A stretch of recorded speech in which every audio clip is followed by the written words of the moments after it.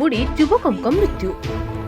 ढेंकानाल जिलार कंकड़ाहाड़ थाना खुरीभंगा गाँव में पोखरी बुड़ी जड़े युवक मृत्यु होइछि। मृत युवक जनक हेले सेही गाँवर लक्ष्मण मुर्मू बयस 35।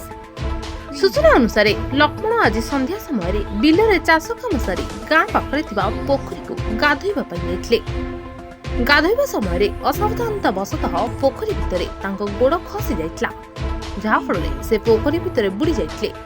स्थानीय लोक तांको पोखरी भितर उद्धार करी कामाक्षीनगर मेडिकल रे भर्ती करथिबा बेले डाक्टर ताको मृत घोषणा करछंती।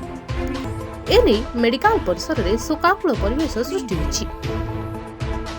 कामाक्षीनगर प्रकाश कुमार पात्रक रिपोर्ट, द न्यूज टुडे।